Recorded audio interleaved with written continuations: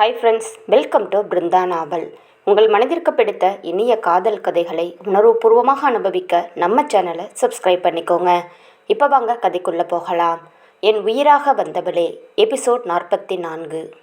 அபி சூர்யாவை பார்ப்பதற்காக அவன் வீட்டிற்கு வந்திருக்க, அப்போது அபியின் ஃபோன் அடிக்க அதை எடுத்து தீவிரமாக பேசிக்கொண்டிருந்தான். கவிதாவும் சரவணன் வீட்டிற்கு வந்திருக்க அனைவரும் அமர்ந்து பேசிக்கொண்டிருந்தனர். அப்போது கவிதா வைஷுவை பார்க்க அவள் அறைக்கு வர, வைஷுவை பார்த்து, நீங்கள் எப்போ நம்ம வீட்டுக்கு வர போகிறீங்க? உனக்கும் சூர்யாவுக்கும் விருந்தெல்லாம் ரெடி பண்ணணும், அப்பா சொல்லிட்டு இருந்தார். அன்னைக்கு நீங்கள் வீட்டுக்கு எங்களை பார்க்க வந்துட்டு உடனே இங்கே மறுபடியும் வந்துட்டீங்க. உங்களை கூட்டிகிட்டு போகிறதுக்காகத்தான் நான் இங்கே வந்தேன். உங்கள் அப்பா வரலையேன்னு நீ நினைக்க வேண்டாம், அவர் தோட்டத்துக்கு போயிருக்காரு, அதான் என்ன அனுப்பி வச்சாரு என்று கவிதா கூற, சரிம்மா, நான் சூர்யா கிட்ட பேசுகிறேன் என்றாள் வைஷு. அபி ஃபோனில் கூறிய விஷயத்தை கேட்டு கோபமாக உள்ளே வந்தவன் சூர்யாவின் கையை பிடித்து அறைக்குள் அழைத்துச் செல்ல, சூர்யா அபியை பார்த்து, எதுக்குடா இப்படி இழுத்துட்டு போற, என்ன விஷயம் என்று கேட்டான். டேய் சூர்யா, என்ன வேலை பண்ணி வச்சிருக்க ஆஃபீஸில் என்று கத்த அவனை புரியாது. என்ன சொல்கிற, எதை பற்றி சொல்கிற அபி என்று கேட்டான். நீ ஆஃபீஸில் இருந்து ஊருக்கு வர்றப்ப யார்கிட்ட எல்லா பொறுப்பையும் ஒப்படைச்சிட்டு வந்த? முக்கியமாக நம்மளுக்கு சுந்தரம் கொடுத்த ப்ராஜெக்ட் போயிட்டு இருக்குல்ல, அதை யார்கிட்ட கொடுத்துட்டு வந்த என்று கேட்க, யார்கிட்ட கொடுத்துருப்பேன், காயத்ரி கிட்ட தான் கொடுத்துட்டு வந்தேன். அவள் பார்த்துக்கிறேன்னு தான் சொன்னான். அது மட்டும் இல்லை, கூட நம்ம மேனேஜர் இருக்கார் இல்லை என்றான். நீ ப்ராஜெக்ட் காயத்ரி கிட்ட கொடுத்தது சக்திக்கு தெரியுமா என்று கேட்க, இல்லை, வேற ஒரு ப்ராஜெக்ட் சக்தி கிட்ட கொடுத்துட்டு இந்த ப்ராஜெக்டை நான் காயத்ரி கிட்ட தான் கொடுத்துட்டு வந்தேன் என்றான் சூர்யா. அந்த காயத்ரி என்ன வேலை பண்ணி வச்சிருக்கா தெரியுமா? நம்ம கொடுத்த டிசைனில் அந்த பில்டிங் வரவே இல்லை, வேற ஒரு டிசைனில் வந்திருக்கு. ப்ராஜெக்ட் கொடுத்தவர் ஃபோன் பண்ணி பயங்கரமாக கத்துறாரு. என்னதான் நடக்குது சூர்யா? ஒரு பிளானிங்கை கூட அவளால் ஒழுங்காக பண்ண முடியாதா? இந்த லட்சணத்தில் அவள் இந்த பிஸ்னஸில் நம்ம கூட பார்ட்னர் வேற என்று கத்தினான். அபியின் கோபத்தை பார்த்த சூர்யா, அபி கொஞ்சம் பொறுமையாக இருடா, என்ன நடந்துச்சுன்னு முழுசாக நம்ம விசாரித்து பார்ப்போம். ஒருவேளை இதில் காயத்ரி மேலே எந்த தப்பும் இல்லாமல் கூட இருக்கலாம், அவளுக்கே தெரியாமல் இது நடந்திருக்கலாம் என்று அபியை சமாதானம் செய்ய, டேய் முதல்ல அவளை நம்புறதை விட்டுட்டு ஊருக்கு கிளம்பு. அங்கே அப்படி என்ன தான் பண்ணி வச்சிருக்கான்னு ஊருக்கு போய் பார்த்தா தான் தெரியும். அது மட்டும் இல்லாமல் ஒரு ப்ராஜெக்ட் விஷயமா நான் லண்டனுக்கு வேற போகணும். நீ சென்னையில் இருந்து வேலையை பார்த்துக்கோ, நான் லண்டன் போயிட்டு வந்துடுறேன் என்று கூறியவன் தன் வீட்டிற்கே கிளம்ப, அவன் கூறியதை கேட்டு சூர்யா வேகமாக தன் அறைக்கு வந்தவன் பெட்டியில் துணிமணிகளை எடுத்து வைத்து கொண்டிருந்தான். கவிதா கூறியது போல சூர்யாவிடம் கூறிவிட்டு அவனை அழைத்து கொண்டு ஜெகன் வீட்டிற்கு செல்வதற்காக வந்த வைஷு அவன் அறையில் துணிகளை எடுத்து வைப்பதை பார்த்தவள், என்னாச்சு, ஏன் துணிமணி எல்லாம் எடுத்து வச்சிட்டு இருக்கீங்க மாமா என்று கேட்க, நான் ஊருக்கு கிளம்பிட்டு இருக்கேன் வைஷு என்றான். அதை கேட்ட வைஷு குழப்பமாக, என்ன சொல்கிறீங்க மாமா, ஏன் எதுவுமே சொல்லலை? இப்போ இருக்கிற சூழ்நிலையில் நீங்கள் ஊருக்கு போகணுமா? அப்பா வேற நம்மளை வீட்டுக்கு கூப்பிட்டு இருக்காரு, அங்கேயும் போகணுமில்ல என்று அவள் நிறுத்தாது பேசிக்கொண்டே இருக்க, ஏற்கனவே கோபத்தில் இருந்த சூர்யா, என்னால் எங்கேயும் வர முடியாது வைஷு, நீ இழுத்த இழுப்புக்கெல்லாம் வர நான் ஒன்றும் பொம்மை கிடையாது, எனக்கு வேலை இருக்குது, புரியுதா? உனக்கு இந்த குடும்பம் வீடு தான் முக்கியம்னா நீ எவ்வளவு நாள் வேணா இருந்துட்டு வா, அதை பற்றி நான் கவலைப்பட மாட்டேன் என்று கத்திவிட்டு தன் பெட்டியில் அனைத்து துணியையும் எடுத்து வைத்தவன் அறையில் இருந்து வெளியில் சென்றான். அவன் கத்தியதை கேட்ட வைஷுவுக்கு அதிர்ச்சியாக இருந்தது. ஏற்கனவே அவர்கள் இருவருக்கும் சிறு சிறு சண்டைகள் இருக்க அவன் கூறிய வார்த்தைகள் மீண்டும் மீண்டும் அவள் மனதை புண்படுத்தியது. ஏன் மாமா இப்படியெல்லாம் பேசிட்டு போகிறாங்க என்று நினைத்தவளுக்கு கண்ணிலிருந்து தானாக கண்ணீர் வர, அவள் இன்னும் அறையிலிருந்து வராததை பார்த்த கவிதா, வைஷு வைஷு என்று குரல் கொடுத்தபடி அவள் அறையை நோக்கி வந்தாள்.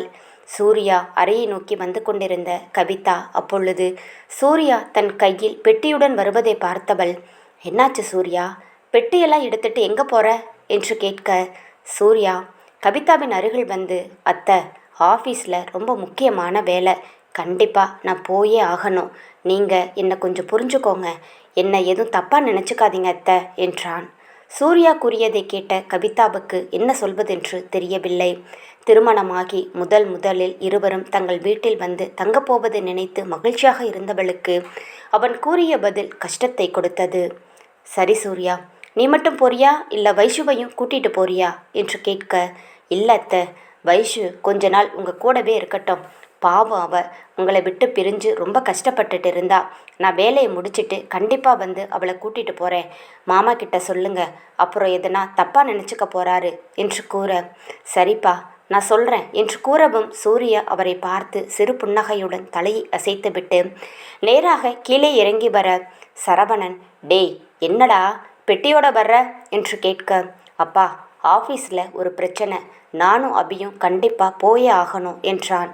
சரி அபி போகட்டும், நீ எதுக்கு போகிற? நீ ஜெகன் வீட்டுக்கு போகணும், அதை மறந்துட்டியா என்று கேட்க, இல்லைப்பா கண்டிப்பாக நானும் சென்னை போயே ஆகணும், ரொம்ப பெரிய பிரச்சனை. அது மட்டும் இல்லாமல் அபியும் லண்டன் போகிறான். ஸோ கண்டிப்பாக நான் ஆஃபீஸில் இருந்தே ஆகணும். நான் அத்தைக்கிட்ட எல்லாத்தையும் சொல்லிட்டேன், அவங்க பார்த்துப்பாங்க. வைஷு இங்கேயே இருக்கட்டும், நான் வேலையை முடிச்சிட்டு வந்து கூட்டிகிட்டு போகிறேன் என்றான். அவன் கூறியதை கேட்டு குடும்பத்தினருக்கு என்ன சொல்வதென்று தெரியவில்லை. இது அனைத்தையும் பார்த்த சாந்தி, டேய் சூர்யா, அப்படி என்ன தாண்டா பிரச்சனை, இவ்வளவு பதட்டமாக இருக்கீங்க என்று கேட்க, அம்மா நான் உங்களுக்கு எல்லாத்தையும் ஃபோனில் சொல்கிறேன், இப்போது உங்ககிட்ட எல்லாத்தையும் சொல்ல முடியாது என்றவன் காரை எடுத்துக்கொண்டு அபியின் வீட்டை நோக்கி கிளம்பினான். சூர்யா அனைவரிடமும் கூறினாலும் ஏனோ வைஷுவின் முகம் அவன் முன் வந்து செல்ல, எதாக இருந்தாலும் பிறகு பேசிக்கொள்ளலாம் என்று நினைத்தவன் அமைதியாக அந்த இடத்தை விட்டு சென்றான். அபி சூர்யா இருவரும் செல்வது குடும்பத்தினருக்கு கவலையாக இருக்க, அறைக்குள் வந்த வைஷுவும் கவலையாக மெத்தையில் அமர்ந்து இருக்க அதை பார்த்த கவிதா, வைஷு ஏன் சோகமா இருக்க? சூர்யா உன்னை இங்கேயே விட்டுட்டு போயிட்டாருன்னு கவலையா இருக்கியா என்ன? வேலைன்னா அப்படித்தான், வேலையை முடிச்சிட்டு உன்கிட்ட தானே வரப்போகுது, சரி வா நம்ம வீட்டுக்கு போகலாம் என்று கூறி அவளை சமாதானம் செய்துவிட்டு வைஷுவை அழைத்து செல்ல மற்றவர்கள் அனைவரும் சரவணன் வீட்டில் இருந்தனர். இங்கே மாலை ஒரு 4 மணி இருக்கும். ரித்து, ரவிச்சந்திரன், சாரதா என்று அனைவரும் ஹாலில் அமர்ந்து அரட்டைகள் அடித்து கொண்டிருக்க, அதே நேரம் அபி உள்ளே நுழைந்தான். அவன் வருவதை பார்த்து கண்களை அகல விரித்த ரித்து, இவர் என்ன எப்பவுமே இல்லாமல் இவ்வளவு சீக்கிரம் வந்துட்டாரு என்று ஆச்சரியமாக பார்த்து கொண்டிருக்க, அவளை வெறுமையாக பார்த்துவிட்டு சாரதாவிடம் தன் பார்வையை செலுத்தியவன், அம்மா ஆஃபீஸ் வேலையா ஒரு 10 நாள் லண்டன் போக வேண்டியதாயிருச்சு. சூர்யா கூட நான் சென்னை போயிட்டு நாளைக்கு ஈவினிங் 6 மணிக்கு நான் ஃப்ளைட் ஏறணும்.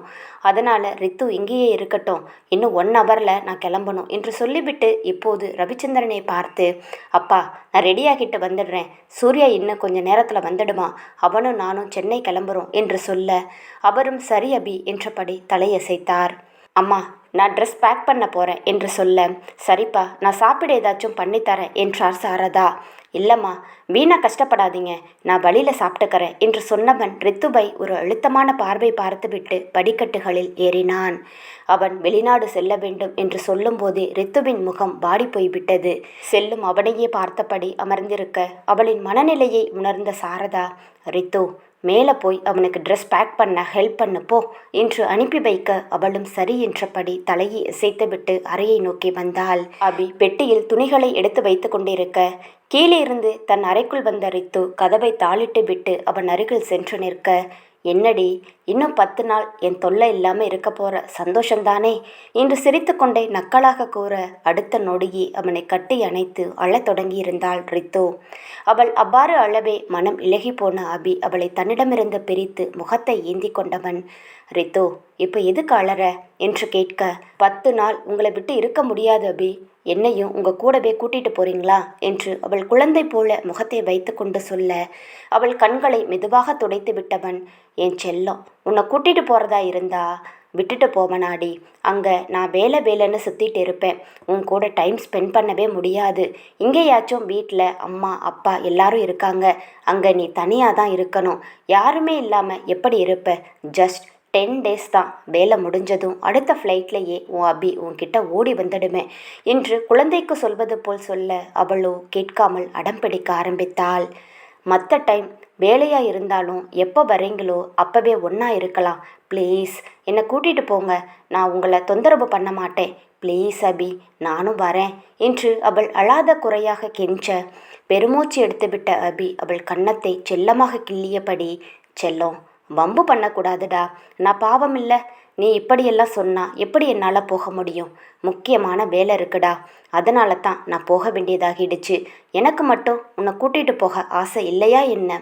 அங்கே உன்னை தனியாக விட்டுட்டு என்னால் வேலையில் எப்படி கான்சென்ட்ரேட் பண்ண முடியும் சொல்லு என்று கெஞ்சலாகவும் கொஞ்சலாகவும் கூறி தன் மனைவியிடம் விடுமுறை வாங்க அவளோ தருவது போல இல்லை.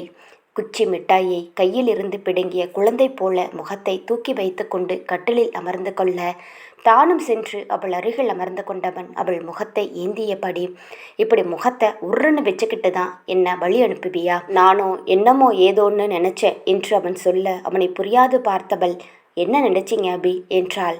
அவள் கன்னத்தில் தன் விரலை கொண்டு கோலமிட்டவனாய், 10 நாளைக்கு உன் மாமே வெளியூர் போகிறேன், அது வரைக்கும் ஏதாச்சும் என்று சொல்லி அவள் கழுத்தில் முகம் புதைத்து முத்தமிட அவனை பட்டென தள்ளிவிட்டவள், அதெல்லாம் தர முடியாது, என்னை கூட்டிகிட்டு போக மாட்டேன்னு தானே சொன்னீங்க, 10 நாள் வர நல்லா ஏங்கிட்டு கிடங்க என்றாள் செல்ல கோபத்துடன்.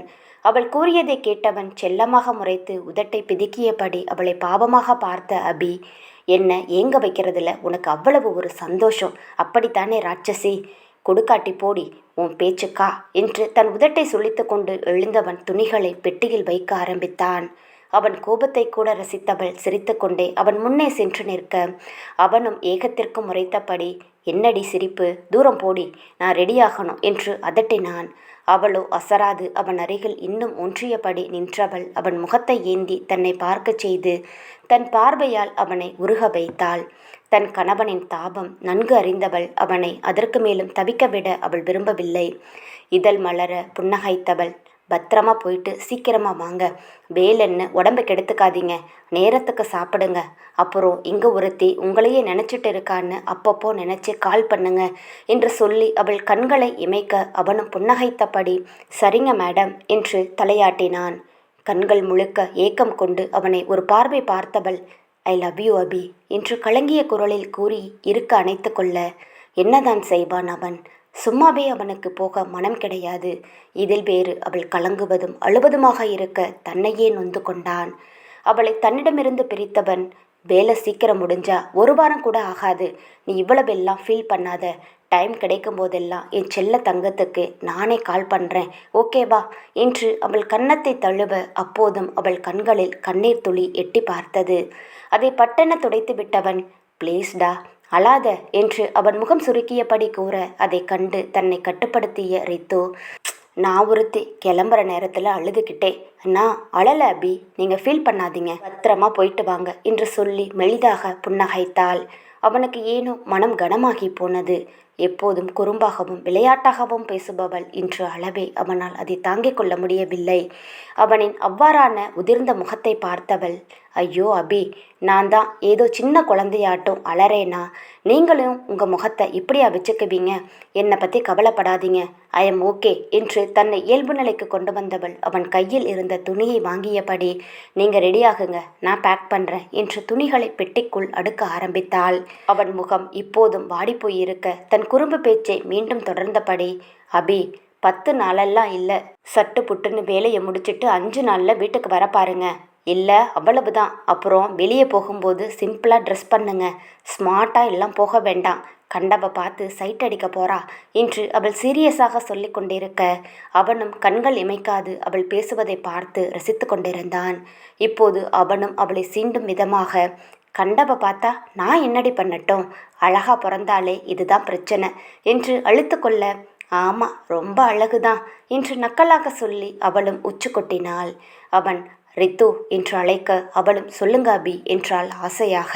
அதற்கு அவன் அவளை பார்த்து, 10 நாள் ஃப்ரீ பேர்டாக இருக்க போகிறேன், லண்டனில் வெள்ளைக்காரங்க வேற ரொம்ப அழகாக இருப்பாங்களாம், அவங்கள பார்த்து நானும் சைட் அடிக்கலாம்னு இருக்கேன், நீ என்ன சொல்கிற என்று நக்கலாக கேட்க அவளுக்கு வந்ததே கோபம் கொலைபெறி கொண்டு அவனை முறைத்தவள், கொன்னுருவேன் என்றாள். அவன் விடாது, ரித்து நீ தான் இங்கே இருக்க போறியே, நான் யார்கிட்ட பேசுகிறேன்னு உனக்கு தெரியவா போகுது என்று அவன் கிண்டலாக சொல்லிவிட நேராக அவனின் சட்டை காலரை பற்றியவள், நீங்கள் எங்கே இருந்தா என்ன, எவளையாச்சும் பார்க்கணும்னு கூட நினச்சா அவ்வளவுதான் பிச்சிருவேன், நீங்கள் ஏன் அபி எனக்கு மட்டும்தான் சொந்தம், எனக்கு எதிராக ஏதாவது பண்ணணும்னு நினச்சா கொன்னுருவேன் என்று அவள் வெறிக்கொண்டு மிரட்ட அதற்கு சத்தமாக சிரித்தவன், இவ்வளவு வெறியாடி உனக்கு ஏன் மேலே சொல்லவே இல்லையே என்று அவன் கேட்க இவளும் ஆமா என்றாள். அவள் கூறியதை கேட்டு அழுத்தமாக அவளை இருக்க கட்டி அணைத்து கொண்டவன், நான் உனக்கு அவ்வளவு பிடிக்குமா என்று அவள் கன்னத்தில் தன் கன்னம் வைத்து உரசிக்கொண்டே கேட்க, இப்போது சற்று சாந்தமானவள், ரொம்ப பிடிக்கும் என்றாள். அவன் இன்னும் தன் அணைப்பை இறுக்கமாக்கியபடி, ஏன் என்று ஒரு மோகமான குரலில் கேட்க, அதற்கு அவளோ, தெரியல, எனக்கு உங்களை ரொம்ப பிடிக்கும், உங்களை மட்டும்தான் பிடிக்கும் என்றாள் மயக்கும் குரலில். அவளது மோன குரலை கேட்டவனுக்குத்தான் மனம் ஒரு நிலையில் நிற்பேனா என்றது. அவளது மதிமுகத்தை சில நிமிடம் பார்த்தவன் தன்னையும் மீறி, ஐ லவ் யூ டி செல்லம் என்று சொல்ல அவளும் கண்களை மூடியபடியே லவ் யூ டூ என்றாள். அதற்கு மேல் முடியாமல் அவள் கன்னங்களை ஏந்தி முகமுழுக்க வேகமாக முத்தமிட்டவன் அவள் இதழை கொத்தாக சரி செய்து வதைக்க ஆரம்பித்தான். அது வலித்தாலும் அவளுக்கு சுகமான அவஸ்தையாக இருந்தது. நீண்ட நாள் பிரிவிற்கான முத்தம் அது விரைவில் நீங்க இருவருக்கும் மனமே இல்லை. அவளை திணற வைத்து இதழை பிரித்தவன் விட முடியாமல் கட்டி அணைத்து கழுத்தில் முகம் பதித்து கொண்டான். அவனை நிலைக்கு கொண்டு வர அவளோ அவனின் முதுகை தடவி கொடுக்க கொஞ்சம் தன்னை சுதாரித்தானே தவிர அவளை மார்பிலிருந்து பிரிக்கவே இல்லை. ஏனோ அந்த பிரிவு இருவரையும் வதைத்தது. வெளியே சிரித்து பேசினாலும் உள்ளே ஒருவர் ஒருவரை விட்டு விலக முடியாமல் தவித்து கொண்டிருந்தனர். அவளை விட முடியாமல் தவித்தவன் அவள் கழுத்திலேயே நறுக்கென கடித்துவிட, ஆ மாமா என்று கத்தினாள்.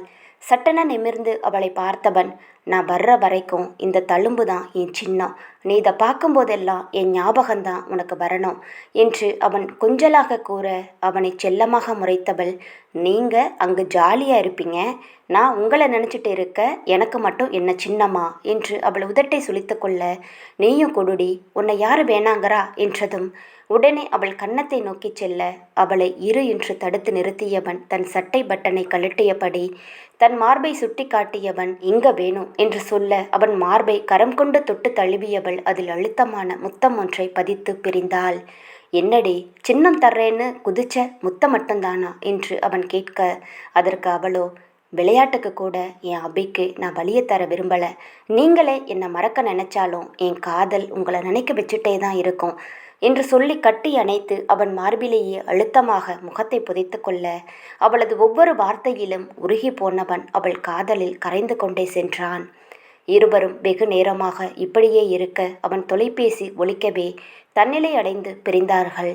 காலை அட்டன் செய்து காதில் வைத்தவன், சூர்யா வந்துட்டியா என்றான். நான் வீட்டுக்கு வெளியில தான் வெயிட் பண்ணிட்டு இருக்கேன், சீக்கிரமா வா என்று கூற, நான் இன்னும் ஒரு 15 மினிட்ஸில் இருப்பேன் என்று சொல்லி ஃபோனை வைத்துவிட்டு ரித்துவை பார்க்க அவளோ அவனுக்கு தேவையான பொருட்களை எடுத்து வைத்து கொண்டிருந்தாள்.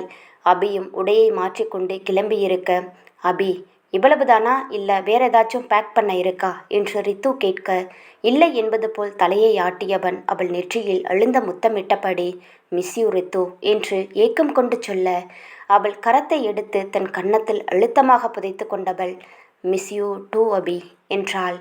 சரி அப்ப நான் கிளம்புறேன் என்று சொல்லி வெளியேற பார்க்க அவள் பிடித்த கரத்தை விடாமல் பற்றியபடி இருந்தாள். அவளின் செயல்கள் மேலும் மேலும் அவனை வதைக்க பெருமூச்சு எடுத்துவிட்டு தன்னை சீர் செய்தவன், வரேண்டி என்று சொல்லி அவள் கரத்தில் இருந்த தன் கரத்தை எடுத்துவிட்டு வெளியேற இங்கே அவளின் மனம் வெகுவாக அடித்து கொண்டது. அங்கே அவனுக்கும் அப்படியே இருக்க கதவை திறந்தவன் அவளை ஒருமுறை திரும்பி பார்த்தான். அவள் ஏக்கம் கொண்டு அவனை பார்த்தபடியே அசையாமல் நின்றிருக்க மனமே இல்லாமல் அந்த அறையை விட்டு கீழே இறங்கினான் அபி. அந்த பிரிவு வெறும் 10 நாட்களாக இருக்கப் போவதில்லை என்பதை அவர்கள் காதல் கொண்ட இதயம் உணர்ந்ததோ என்னவோ இருவருக்கும் இது அதீத வலியை ஏற்படுத்தியது. இங்கே சூர்யா காரை ஸ்டார்ட் செய்தபடி அமர்ந்திருக்க காரில் அமர கதவை திறந்த அபி தன் அறையின் பால்கனியை ஒரு முறை திரும்பி பார்த்தான். அங்கே கண்ணீர் கோடுகள் வழிந்தபடி அவனது மனைவி நின்றிருக்க பாய் என்று கையசைத்தான். அவள் மறுப்பாக ஏதும் செய்யாமல் அழுதபடியே இருந்தாள். எப்போதும் போல அவன் இதழை குவித்து காற்றில் முத்தத்தை பறக்கவிட அப்போதும் அவள் அசையாமல் அவனை பார்த்தபடி நின்றிருக்க அந்த நொடியே அவனின் மனம் கனமாகி போனது. தன்னையும் அறியாது அவன் கண்களில் கண்ணீர் எட்டி பார்க்க அதை கட்டுப்படுத்தி காரில் ஏறியவன், சூர்யா போகலாம் என்றான். அவனும் காரை கிளப்ப வீட்டு கேட்டை தாண்டும் வரை கார் கண்ணாடியில் தன் மனைவியை பார்த்தபடி இருந்தவனுக்கு அதை கடந்ததும் கண்ணீர் கட்டுக்கடங்காமல் வழிந்தது. அதை வரவிடாமல் துடைத்தவன் கண்களை மூடி சீட்டில் சாய்ந்து கொள்ள சில நிமிடத்தில் தலை சாய்க்க சூர்யாவுக்கு தன் நண்பன் இவ்வாறு அழுதது ஆச்சரியமாக இருக்க அதே சமயம் கஷ்டமாகவும் இருந்தது. அபி இதுவரை கண்கள் கலங்கி அவன் பார்த்ததே கிடையாது. இன்று முதல் முறை பார்க்க அவனால் அமைதியாக இருக்கவும் முடியவில்லை. அதே சமயம் ஆறுதல் படுத்தவும் முடியவில்லை.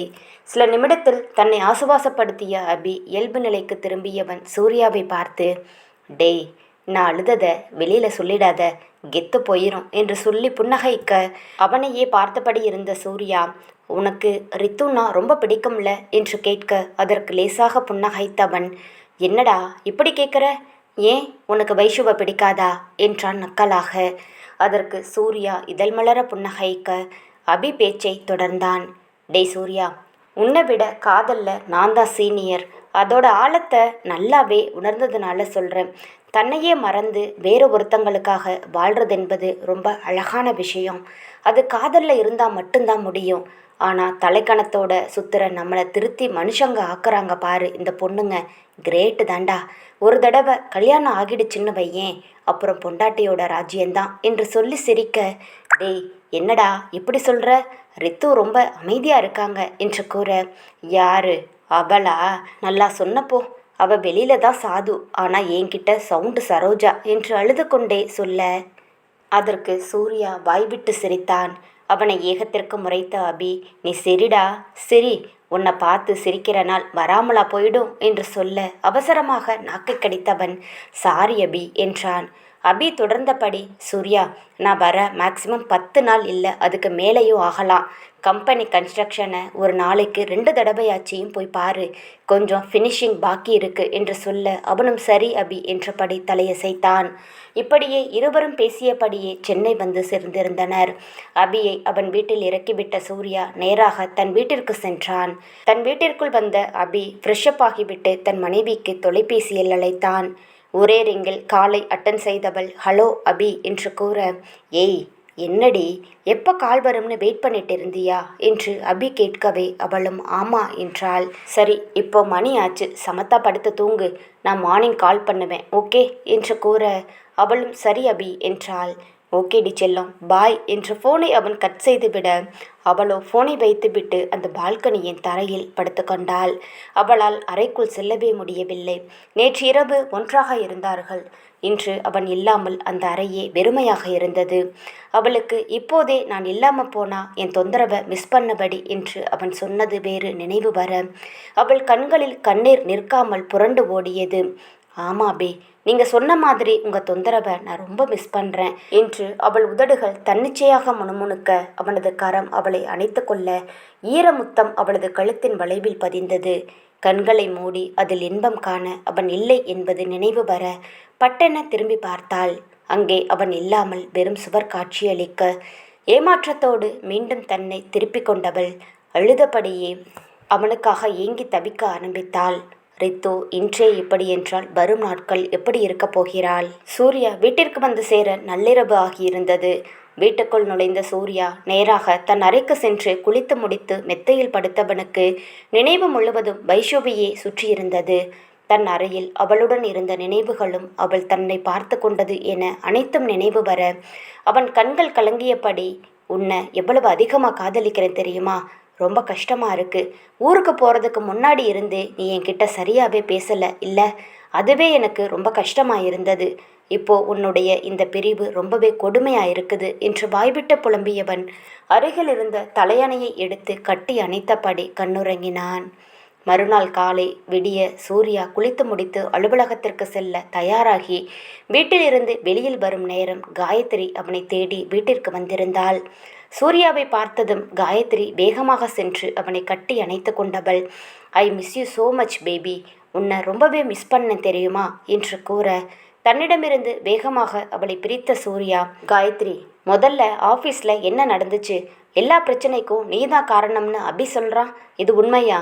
என்னால் நம்பவே முடியலை, எப்படி இவ்வளவு பெரிய தப்பு நீ நடக்க விட்ட என்று கேட்டான். காயத்ரி தன் முகத்தை பாவமாக வைத்து கொண்டவள், சூர்யா, நான் உன்கிட்ட எல்லாத்தையும் சொல்கிறேன், அபிதான் என்னை புரிஞ்சுக்க மாட்டேங்கிறானா, நீ கூடவா என்னை புரிஞ்சுக்க மாட்ட என்று கூறி கண் கலங்கினாள். அவளை பார்த்து சூர்யா, சரி காயத்ரி, முதல்ல என்ன நடந்துச்சுன்னு சொல்லு, அப்போ தான் அபிகிட்ட எல்லாத்தையும் தெளிவாக சொல்ல முடியும் என்று கூற, சரி வா சூர்யா, நான் ஆஃபீஸ்க்கு போகிற வழியில் உன்கிட்ட எல்லாத்தையும் சொல்கிறேன் என்று கூறியபடி அவன் கையை பற்றி கீழே அழைத்து வந்தவள் காரில் அமர சூர்யாவும் அவளுடன் காரில் அமர்ந்து கொண்டான். சூர்யா காரில் அமர்ந்ததும் காயத்ரி காரை ஸ்டார்ட் செய்து ஓட்டிக்கொண்டிருக்க, சரி எப்பயாச்சும் சொல்லு காயத்ரி, என்ன ப்ராப்ளம் என்று கேட்டான். சூர்யா, நீ போனதுக்கு அப்புறம் எனக்கு ரொம்பவே ஹெல்த் இஷ்யூ ஆயிடுச்சு. ஆஃபீஸ்க்கு அடிக்கடி வர முடியலை. அதனால தான் எல்லாத்தையும் மேனேஜர் கிட்ட தான் கொடுத்தேன். அவன் ஏதோ தப்பு பண்ணிட்டு என் மேலே அந்த பழியை போட்டுட்டான் என்று கூற, என்ன காயத்ரி இவ்வளவு சாதாரணமாக சொல்கிற? பிளான் டோட்டலாக மாறி இருக்கு. அதை நீ பார்க்காம என்ன பண்ணிட்டு இருந்த என்று கேட்டான். சூர்யா, நீ என்கிட்ட கொடுத்த பிளான் தான் நான் பண்ண முடியும். இந்த பிளான் தான் நீ என்கிட்ட கொடுத்துட்டு போன என்று காயத்ரி கூற, அதை கேட்ட சூர்யாவுக்கு அதிர்ச்சியாக இருந்தது. என்னது, நான் உன்கிட்ட இந்த பிளானை கொடுத்தேனா? நல்லா யோசிச்சு பாரு காயத்ரி, நான் கொடுத்த ஃபைலில் இருந்த பிளான் வேற, நீ பண்ணியிருக்க பிளான் வேற என்று கோபமாக கூறினான். அவளுக்கு குழப்பமாக, சரி வா சூர்யா, முதல்ல ஆஃபீஸ் போய் நீ கொடுத்த பிளானை நான் உன்கிட்ட காட்டுறேன் என்று கூறியவள் சூர்யாவை அழைத்து கொண்டு அலுவலகத்திற்கு செல்ல, அவர்களுக்கு முன்பே அபி அலுவலகத்திற்கு வந்திருந்தான். ஏற்கனவே கோபத்தில் இருந்த அபி இப்பொழுது காயத்ரி சூர்யாவுடன் கைகோர்த்து வருவதை பார்த்தவனுக்கு கோபம் தலைக்கு மேலே ஏறியது. சூர்யா காயத்ரியுடன் அறைக்குள் நுழைவதை பார்க்க அபி ஏதும் கூறாமல் அவர்கள் இருவரையும் முறைத்து கொண்டிருக்க, அறைக்குள் வந்த சூர்யா அபியை பார்த்து, அபி, காயத்ரி எல்லா விஷயத்தையும் என்கிட்ட சொன்னான். இந்த பிரச்சனைக்கும் அவளுக்கும் எந்த சம்பந்தமும் இல்லை என்றான். அப்போ வேற யார் காரணம்னு மேடம் சொன்னாங்க என்று அபி கேட்க, அதுதான் அவளுக்கே தெரியல அபி என்றான் சூர்யா. தான் அமர்ந்திருந்த நாற்காலியில் இருந்து எழுந்தவன் நேராக காயத்ரியின் அருகில் சென்று, உன்னோட நடிப்புக்கெல்லாம் நான் அசரமாட்டேன் காயத்ரி, இது முழுக்க உன்னோட தப்பு தான். நீதான் அந்த ஃபைலை மேனேஜர்கிட்ட கொடுத்துருக்க என்று கூறி டேபிள் மீது இருந்த ஃபைலை காட்டினான். அவன் கூறியதை கேட்ட சூர்யா வேகமாக அந்த ஃபைலை எடுத்து பிரித்து பார்த்தவன், அபி, நான் இந்த ப்ராஜெக்ட் ஃபைலை காயத்ரி கிட்ட கொடுக்கல என்று கூற, சூர்யா, உன் டேபிள் மேலே இந்த ப்ராஜெக்ட் ஃபைல் தான் இருந்தது, அதனால தான் அதை எடுத்து அப்படியே மேனேஜர்கிட்ட கொடுத்தேன் என்றாள் காயத்ரி. அதை கேட்ட சூர்யாவோ, அபி, இதில் எங்கே தப்பு நடந்திருக்குன்னு எனக்கு தெரியலை, ஐ எம் சாரிடா என்றான். சரி ஓகே சூர்யா, நடந்து முடிஞ்சதை பற்றி நம்ம யோசிக்க தேவையில்லை. இப்போ ஒன்றும் பிரச்சனை இல்லை. நடந்ததுக்கு நம்ம கம்பெனி தான் பொறுப்பு. பில்டிங் நியூவாகவே கட்டி கொடுத்துடலாம். ஆனால் இதற்கான லாஸை காயத்ரி ஷேரில் இருந்து தான் நான் எடுப்பேன் என்று கூற, அபி கூறியதை கேட்டு அதிர்ச்சி அடைந்த காயத்ரி, அபி, நீ என்ன விளையாடுறியா? இதுக்கும் எனக்கும் எந்த சம்பந்தமும் கிடையாது என்றாள். சூர்யாவோ, அபி, இதுக்கு 3 பேரும் தான் பொறுப்பு. இதை அவ ஷேரில் இருந்து மட்டும் எடுக்காத, நம்ம 3 பேரோட ஷேரில் இருந்து எடுத்துக்கலாம் என்று கூற, சூர்யா, நீ இன்னும் எவ்வளவு காலத்துக்கு தான் இவளை நம்பிட்டு இருப்பேன்னு எனக்கு தெரியலடா. ஆனால் என்னோட முடிவு இதுதான். இந்த ப்ராஜெக்டோட லாஸுக்கு காயத்ரி தான் பொறுப்பு என்றான். சூர்யாவோ, ஓகே அபி, நீ காயத்ரி மேலே பழி போடாத, அதுக்கு நான் தான் பொறுப்பு. ஸோ நீ என்னோட ஷேரில் இருந்து இதுக்கான லாஸை கழிச்சுக்கோ என்று கூற, அதை கேட்டு அபி அவனை முறைத்து பார்க்க, என்னோட கவனக்குறைவால் தான் இந்த தப்பு நடந்துருச்சு. இந்த ப்ராஜெக்ட் முடிகிற வரையும் நான் பக்கத்தில் இருந்து பார்த்துக்கிறேன். வேற யாரும் இதை கவனிச்சுக்க தேவையில்லை என்று கூறியவன் அறையிலிருந்து வேகமாக வெளியில் சென்றான். சூர்யா அந்த அறையில் இருந்து சென்றதை பார்த்த காயத்ரி அபியை பார்த்து புன்னகைத்தபடி, என்ன அபி, போட்ட பிளான் எல்லாமே வீணாகிடுச்சா?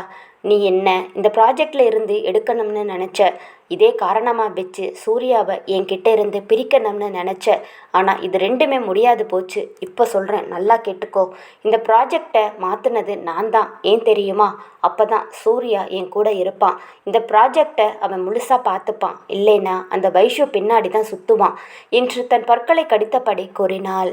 காயத்ரி கூறியதை கேட்ட அபி தன் கைகள் இரண்டையும் மார்புக்கு நடுவில் கட்டியவன், காயத்ரி, ஒருத்தவங்களை மிரட்டி அவங்கள பிளாக்மெயில் பண்ணி காதலிக்க வைக்க முடியும்னு நினைக்கிறியா என்று கேட்க, கண்டிப்பாக முடியும் அபி. சூர்யா வாழ்க்கையில் நான் மட்டும்தான் இருப்பேன். நீ வேணா பாரு, இந்த ப்ராஜெக்ட் முடிகிறதுக்குள்ள அவனே வந்து என்னை கல்யாணம் பண்ணிக்கிறேன்னு சொல்லுவான். நான் சொல்ல வைப்பேன் என்றாள்.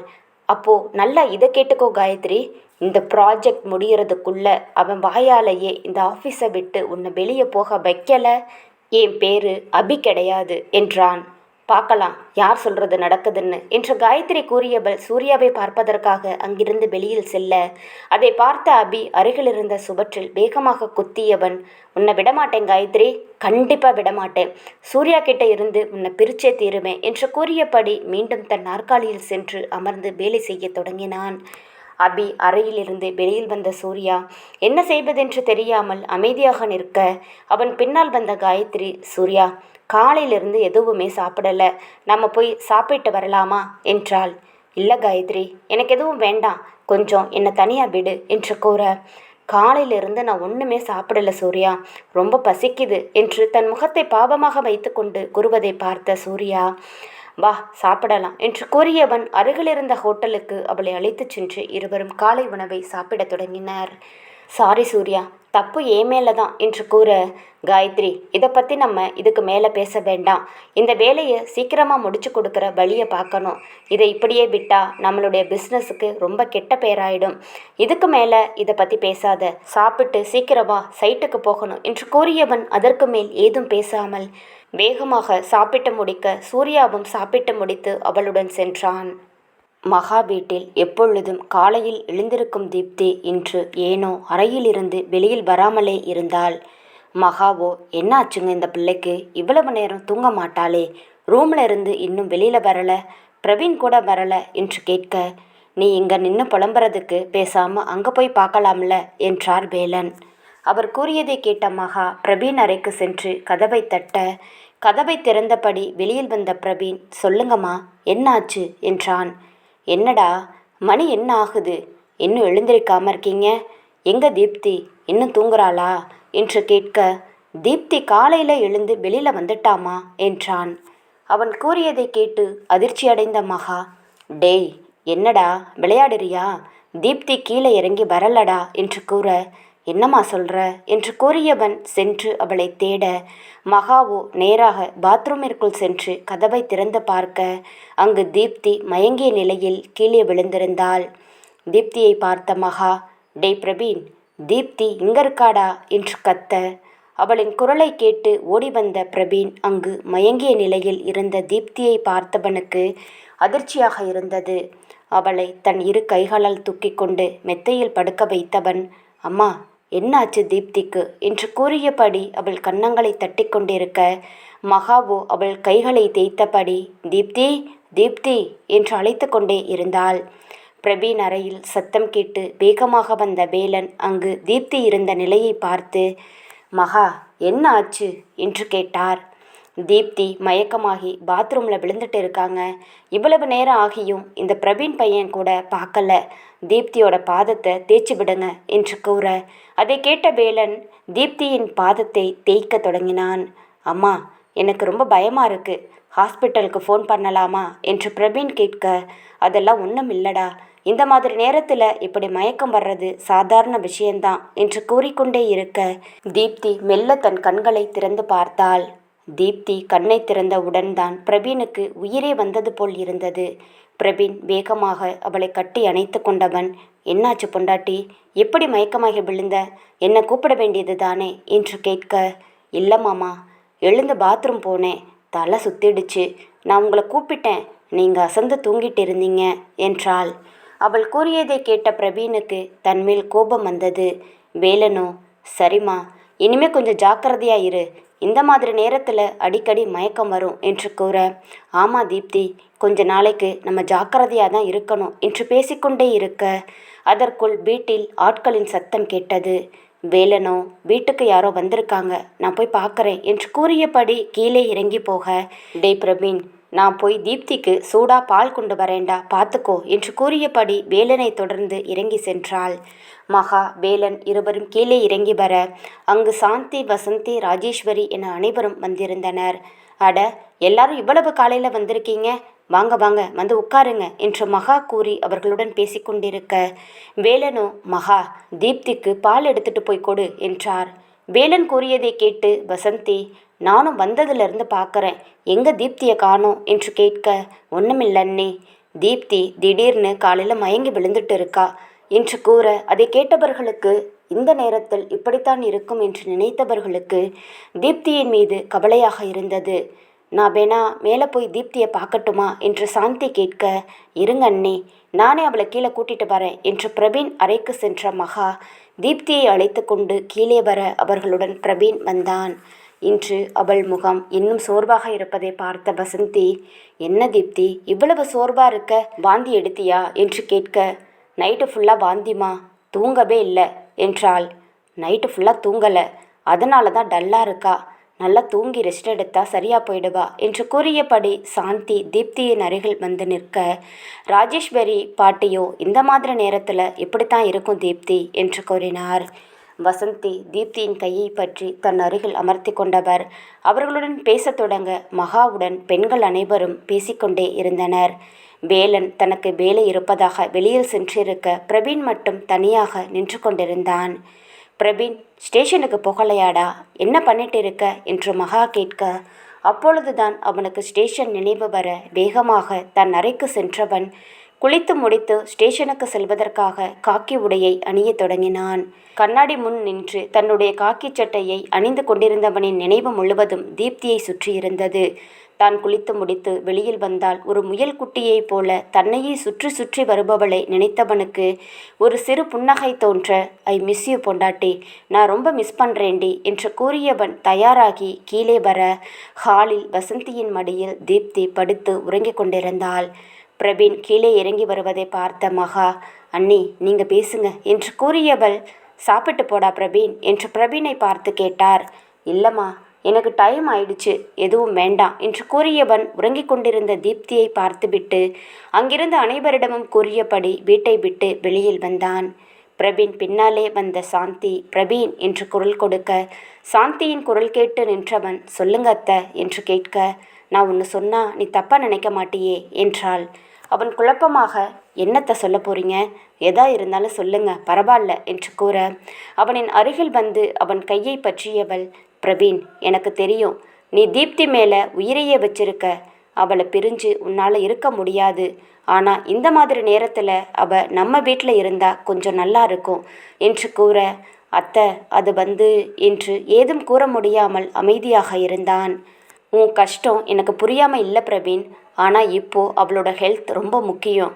ஒரு மாதம் வந்திருக்கட்டும், வாந்தி எல்லாம் நின்ன பிறகு உடம்பு நல்லானதும் உடனே நாங்கள் இங்கே அனுப்பி வைக்கிறோம்.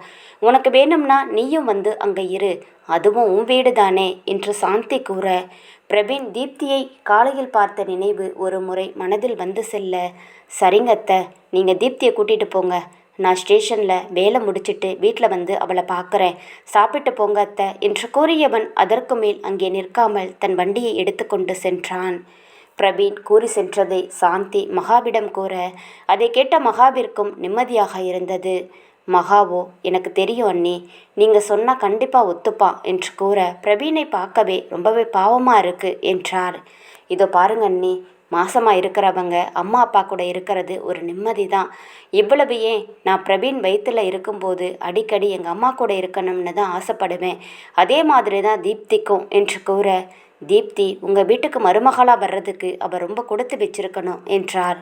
அப்படியெல்லாம் ஒன்றும் இல்லை அண்ணி, தீப்தி ரொம்ப நல்ல பொண்ணு, பிரவீன் மேலே உயிரைய வச்சிருக்கா, அது போதும் எனக்கு என்றாள் மகா. வசந்தியின் மடியில் உறங்கிக் கொண்டிருந்த தீப்தியோ உறக்கம் கலைந்து எழுந்தவளுக்கு பிரவீன் வேலைக்கு சென்று இருப்பது தெரிய வர, அச்சச்சோ, மாமா அதுக்குள்ளே வேலைக்கு போயிட்டாங்களா, அத்தை எதனா சாப்பிட்டு போச்சா என்று கேட்க, எதுவும் சாப்பிடலடி என்றார். என்னை எழுப்பி விட்டிருக்கலாம்ல என்று தீப்தி கூற, சாந்தியோ, என்ன தீப்தி விளையாடுற, உடம்பு எவ்வளவு மோசமாக இருக்கு தெரியுமா என்றார். என்ன தீப்திமா, இதுக்கே இவ்வளவு கவலைப்படுற, இப்போ உன்னை நாங்கள் எங்களோட கூட்டிகிட்டு போக போகிறோமே, அதுக்கு என்ன பண்ண போகிற என்று வசந்தி கூற, அதை கேட்ட தீப்திக்கு அதிர்ச்சியாக இருந்தது. என்னம்மா சொல்கிறீங்க, இப்போது உங்கள் கூட நான் வரப்போகிறேனா என்று கேட்டாள். ஆமாம் தீப்தி, பிரவீன் தான் உன்னை கூட்டிகிட்டு போக சொன்னான், வேலை முடிஞ்சதும் அப்படியே வந்து பார்த்துக்கிறேன்னு சொன்னான் என்றார். பிரவீன் இவ்வாறு கூறியிருப்பான் என்பதை நம்ப முடியாதவள், நான் போய் குளிச்சுட்டு வரேன் என்று நேராக தன் அறைக்கு வந்து பிரவீனுக்கு ஃபோன் செய்தாள்.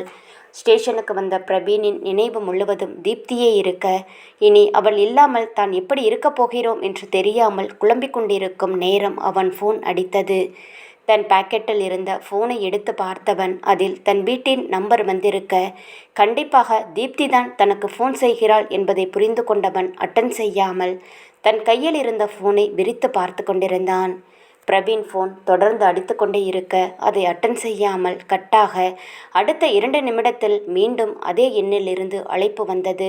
பிரவீன் தன் ஃபோனை அட்டன் செய்யாவிட்டால் தீப்தி தொடர்ந்து தனக்கு ஃபோன் செய்து கொண்டே இருப்பாள் என்று தெரிந்தவன் காலை அட்டன் செய்து காதில் வைத்தான்.